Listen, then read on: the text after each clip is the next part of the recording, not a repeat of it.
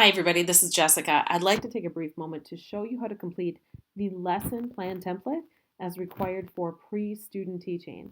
Now, in reality, you'll write lots of lesson plans. In pre-student teaching alone, you'll write more than one. You're only required to do the one for the mini-edTPA. For student teaching, you will do lots of lesson plans. Even just for the edTPA, you'll do 3 to 5. And once you're teaching in your actual job, for the first 3 years, you might be on probationary period where you have to turn in lesson plans every week. So you might as well get used to it. Plus, it really does help you organize your thoughts. And should you have a sub, let's say you're sick in the morning, the lesson plan at least gives the sub a fighting chance to teach your lesson how you intended it to be. So let's take a look at where to go get that lesson plan template. In Google Classroom, you'll find an assignment marked Lesson Plan. Go ahead and click Lesson Plan Template. Now, I have given each of you your very own copy, so now you don't have to worry about typing on someone else's material. Let's go over the parts of this Lesson Plan template. Number one, you just need to write your name, the lesson plan title, the grade level course, and the date taught. All right, let's get into the context of the lesson. Number one, you need to talk about the textbook and curriculum guide that you're using and just any materials. So think of textbook, novels, copyrighted material like Project Lead the Way, or specific study guide packets from a source that you could cite. Or science lab, what are all those materials that you need for a science lab? It's a long list. What is it? So think of any materials that you are going to need to be able to pull off this lesson. Goes in this box. Next, you'll need to think of the length of the lesson. Are we talking one 90-minute or two 40s back to back? What is that going to look like? How long are these lessons? Okay, now we need to look at the information about our students and their specific learning needs. I want you to really think about this one because this is what determines how you tailor your lesson. I used to teach sophomore English. The types of students I had walking in the door would determine how I would write that lesson. Even if I had 4 sections, I never taught that lesson the same way 4 times over. Every single time it was adjusted depending on the students walking in my room. All right, so you need to figure out how many students, for example, have IEPs and what specific accommodations do you get to make. Then you'll work down the list addressing ELL, gifted and talented, 504, students with autism or other special needs, and students with behavioral disorders. So figure out who they are and what accommodations you'll need to make. That information will determine the type of lesson you might create and any type of differentiation you can consider. Now let's take a look at the lesson itself. So first we took a look at the context, what you're going to need. Number 2, who's coming through the door. And 3, what targets are you looking to hit? So number 1, we're talking about content standards, right? So you always want to start with what are students supposed to be able to know or do as a result of this lesson. Let's go back to standards. Now, I'd like you to ask your cooperating teacher what standards do they use in their particular discipline, because depending on what you teach, you may need to go to different places for standards. For example, social studies will use probably the Wisconsin Department of Public Instruction's standards. So they have 5 strands under social studies and 3 grade bands. Or your CT may tell you to go look at the national standards for social studies teachers. But if you're English language arts, you'll look at the Common Core. And if you're science, you'll probably look at the next generation science standards. So as you can see, depending on what discipline you're going into, you have a different set of standards to look at. So find out what standards your CT would use, or you could ask a program instructor, say someone that taught you the methods courses, what standards you might use for your lesson. Next, you need to write the central focus. Now, the central focus is the overarching purpose of the lesson, but it's deeper than that. It is not just 1 to 2 sentences.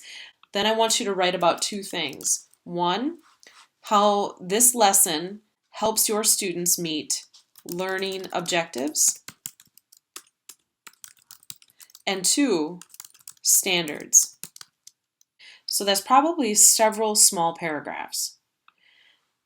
Next, you need to write about objectives in students' terms, meaning what will your students be able to know or do as a result of your lesson. So all of your sentences will start out with student will be able to, and then write the rest of your sentence. I should be able to measure all of these things in your assessment. So once in a while, I'll get a student that has this assessment at the end of their unit to see if their students learned anything, right? However, when I go back to check, did it actually assess one of the objectives? Once in a while, I'll find a student who forgot about that. So don't forget that your assessments need to reflect the objectives you said that they were going to meet in the first place. All right, assessments. How will you measure student understanding before the lesson, like a pretest, during the lesson, so that's formative assessment, and after, probably summative assessment? How are you going to check for understanding? The Fisher and Fry book, the green book that we have for this class, is amazing. Please go back and check that if you're looking for strategies for checking for student understanding before, during, and after the lesson. Academic language. Okay, we need to get students to talk shop with us. What vocabulary are you going to be using with students? And we're talking general vocabulary as well. For example, math teacher, you may not necessarily think measure is a very complex or high-level vocabulary term, but it is a general term related to math. Therefore, it should be listed. So list off all of the vocabulary that you would want students to know.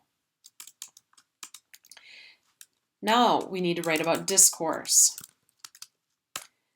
Discourse is how will you get kids to talk shop using the vocabulary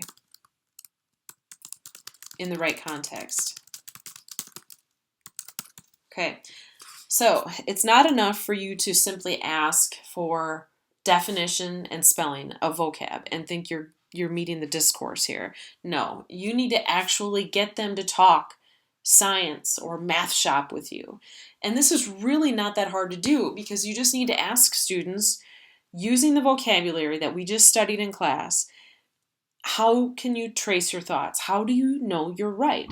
So when you have a student that's completing a math problem and they're hitting a wall or they got it right or wrong or whatever it is, ask them to tell you, how do you know you're right? And when they use the vocab in context, or maybe not use it, you can check for understanding. You need to get them to talk shop with you using the vocabulary in the right context. And you can do that by just using metacognitive strategies, having them describe to you how they knew it was right, coming up to the board and demonstrating it, thinking through their problems with you, citing evidence, English teachers. Remember when your teachers would tell you to what quote told you that was right? Where in the book did you find your answer? That's the kind of stuff I'm looking for. All right, so write about how will you get kids to talk shop using vocabulary in the right context. And lastly, syntax. Syntax is the order. Let me put this in a question. How do students use symbols to construct meaning?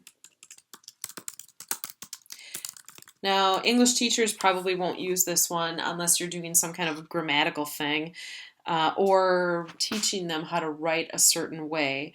But I can see this one being very useful for math and chemistry because certain symbols in a certain order mean things, right? So how do students use symbols to construct meaning? How will they know where things go to understand the context of your lesson? All right, so again, all you need to answer here is, how are you teaching students to use symbol to make sense of things? Now, background knowledge would be, what do students already know? Maybe they don't know much but you need to figure out what that is. All right, so that may mean doing a pretest, surveying them, finding out from their CT, asking what courses they had before this one. All right, so you do need to do some digging around. What do they already know? All right, now procedures. I want you to pretend that you have a sub and they know nothing about your discipline. All right, I was just a sub for an hour and a half in a third grade classroom. All right, I have never taught third grade. If it needs to be done well, meaning my teaching, I need sub-plans, or I am going to let them do all sorts of things that you didn't have planned. So give them very detailed instructions. Step 1, take attendance. Step 2, ask for homework. Step 3, have them take out their books. Like whatever that is, be specific. Closure just simply means, how will you spend the last 5 minutes summarizing learning? Right? Closure is not lining up by the door. Closure is not hanging out with your friends for the last 5 minutes. Okay? How can you summarize the material learned for the day, why it matters, and what we're going to do with it the next day? Okay? All right, let's look at differentiation. Earlier we said that we've got these unique through the door and we need to tailor our lesson to their individual needs. Okay, that is good teaching.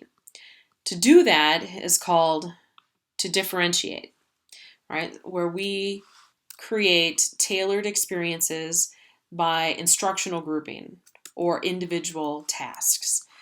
Sometimes, depending on the varied needs, whole group instruction works fine. But lots of times you will have learners with different needs all over the board and you need to differentiate. So we can take a look at this through content, meaning what are they studying? Or we can look at it through process. How are they studying that material? And lastly, product. How are they demonstrating their understanding? Maybe not all of my students read the same book. Maybe I have them leveled according to Lexile level. Maybe they're not all doing the same type of math problem. Maybe my students are reading in small groups. Maybe they have audio support. Maybe they're working with a teacher's aide. Perhaps they're creating a video, recording audio, showing their math on the smartboard. How is it that they're demonstrating their understanding? And we can take a look at differentiation strategies according to what they're ready to do, what their interests are, and what their IEP or learning profile says. Okay, wouldn't have to just be an IEP. We can look at content, process, and product through the lens of what are students ready to do, what are they interested in, and what is necessary for them to be able to learn. So this is what you're looking to complete. Now don't be surprised if the first time you write it you stall a little bit because some of this stuff is really heavy. Now there are some strategies or some resources that you already have. Okay, number 1, you have a book, the Orange Book on Differentiation in high school, middle school. Grab that book. It's awesome. Okay, and it has tons of ideas on how to differentiate based on content, process, and product. And 2, grab the green Fisher and Fry book when studying, like, how are you going to check for understanding? Okay. All right. So when you're done with this, you do not have to turn this into Google Classroom. Normally you would.